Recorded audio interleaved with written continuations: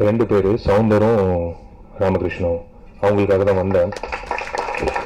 சவுந்தர் நீ செட்ட, ஏன்னா நாளைக்கு வந்து ஆர்யா, ஜீவா, ரவி, சாந்தனு, கார்த்தி அத்தனை பேரும் வந்து கழுவி ஊற்ற போறாங்க. ஏன்னா அவங்க கூப்பிட்ட அத்தனை ஆடியோ ரிலீஸ் நான் இன்னி வரைக்கும் போனதில்லை. ஆனால் அவன் ஆடியோ ரிலீஸ் வந்ததுனால இப்போ நான் எல்லா ஃபங்க்ஷனும் அட்டன் பண்ண வேண்டிய சூழ்நிலை. பரவாயில்ல, வேற வழி இல்லை. ஒரு கனவு போல இந்த திரைப்படம் வந்து கூடிய சீக்கிரம் வந்து திரையரங்கில் இதே மாதிரி கூட்டம் மொத காட்சிக்கு வந்ததுன்னா பெருமைப்படக்கூடிய ஒரே ஆள் நான் தான்.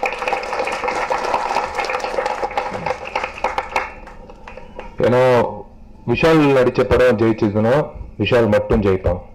ஆனா இந்த மாதிரி படம் சவுந்தர் ராமகிருஷ்ணன் நடிச்ச படம் ஜெயிச்சதுன்னா தமிழ் சினிமாவே ஜெயிச்ச மாதிரி வரும். நாங்க போராடுறது அதுக்காக தான்.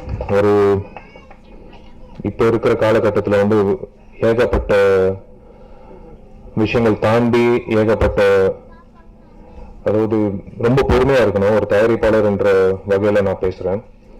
சின்ன தயாரிப்பாளர்கள் எவ்வளவு கஷ்டப்படுறாங்கன்றது எல்லாருக்கும் தெரிஞ்ச ஒரு விஷயம்.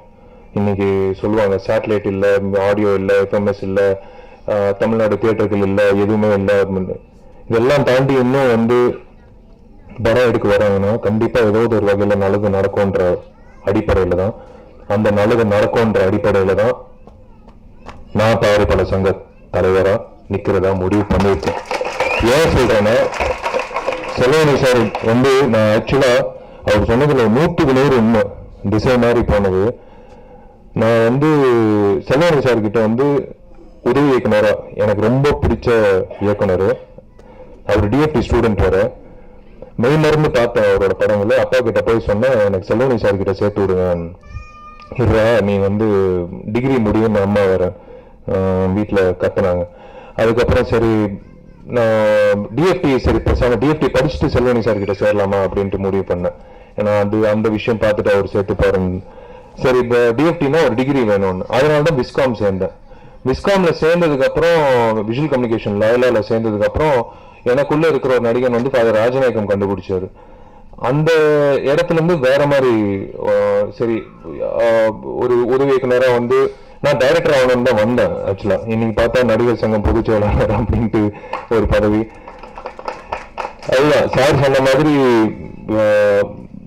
அவர் என்ன சொல்றாரு அதான் செய்யறேன். கடவுள் வந்து ஒருத்தருக்கு நல்லது பண்ணணும்னு சொன்னாருன்னா நான் அதுதான் செய்யறேன்.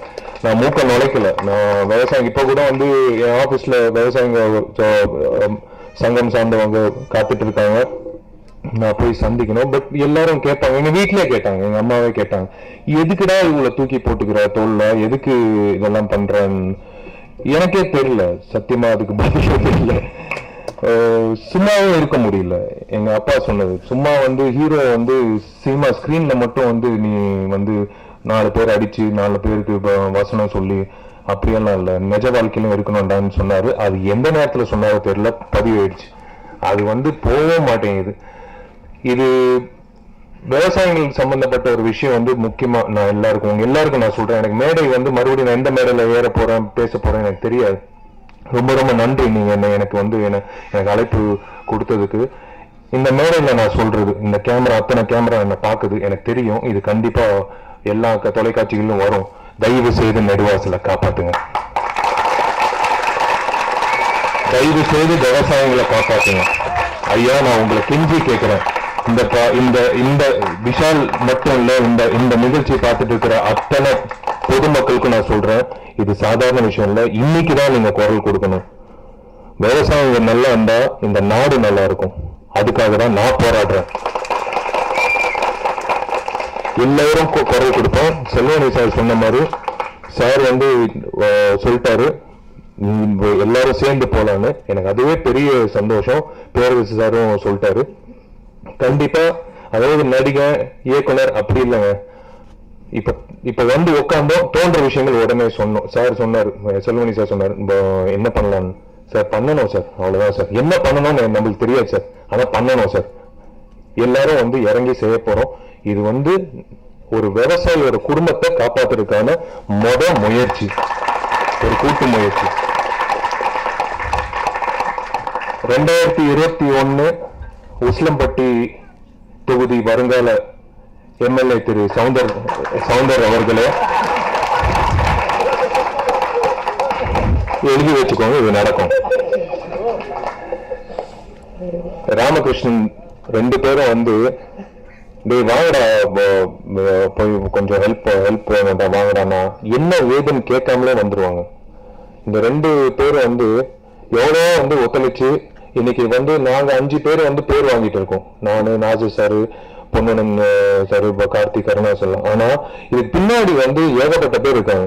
இந்த அசோக், இந்த சவுண்டர், இந்த ராமகிருஷ்ணன், இவங்க எல்லாம் உழைக்கிற உழைப்பு யாருக்குமே தெரியாது. அப்படி கடினமான ஒரு உழைப்பு. இந்த பசங்க வந்து ஜெயிச்சா சத்தியமா நாங்க தான் சந்தோஷப்படுவோம். இனிமே வந்து சின்ன படம் பெரிய படம்ன்றது பட்ஜெட் ரீதியா தான் வந்து பிரிக்கப்படும். ஆனா சில நேரத்துல சின்ன படங்கள் தான் பெருசா வந்து வசூல் அடிக்கும். அந்த வகையில இன்னைக்கு வந்து நான் சவுண்டர், இது ஏதோ தெரியல, சவுண்டர் கூப்பிட்டதுனால ஒரு விஷயம். பட் ஒரு சின்ன படம் ஜெயிக்கணும்னா கண்டிப்பா we all have to join hands and make sure we promote it. அதுதான் இந்த ஊடக நண்பர்கள். நீங்க வந்து தெலுங்கு சினிமால வந்து ஒரு விஷயம் இருக்கு. ஒரு சின்ன படமா இருந்தாலும் பெரிய படமா இருந்தாலும் ஒரு 150 மைக் வந்து நிக்கும். அது சின்ன ஒரு புதுமுக நடிகனா இருக்கட்டும், பாலகிருஷ்ணன் சாரா இருக்கட்டும், இல்ல யாரா இருக்கட்டும், அதே 150 மைக் வந்து நிக்கும், பாரபட்சம் பார்க்காம. அதே மாதிரி நிலைமை வந்து இன்னைக்கு தமிழ் சினிமால இருக்குன்னா அதுக்கு நண்பர்கள் நீங்க தான். Thank you so much media. வந்து நீங்க இது வந்து இந்த படம் பொறுத்த வரைக்கும் இயக்குனர் அவ்வளவு கஷ்டப்பட்டு பேசினாரு. இயக்குனர் வந்து சொன்னார், ஒரு வீட்டுல இருக்கிற அந்த பெண் வந்து எவ்வளவு அவஸ்தைப்படுவாங்க நம்மளோட அந்த கடினமான உழைப்புக்கு. அந்த நம்ம சாதிக்கணும்ன்ற வெறியில நம்ம போய் அது சாதிக்கிற வரைக்கும் நம்ம ரொம்ப கஷ்டப்படுறது வீட்டுல இருக்கிற பெண்கள் தான். ஒரு வகையில நானும் அதே நிலைமையில தான் இருந்தேன். உங்களுக்காவது இன்னும் இருக்காங்க. But cinema is something which அந்த ஒரு எந்த துறையும் அந்த மாதிரி ஒரு ஊக்கம் கொடுக்காதுங்க. ஒவ்வொரு நாளும் ஒரு போராட்டம், ஒவ்வொரு நாளும் ஒரு விஷயம்.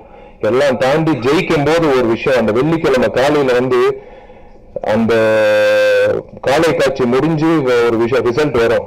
அது வந்து சில நேரத்துல தப்பா வரும், சில நேரத்துல நல்லா வரும். பட் இருந்தாலும் வந்து நம்மளை கொண்டு போய் சேர்க்கறது வந்து அந்த கலை உணர்வு தான்.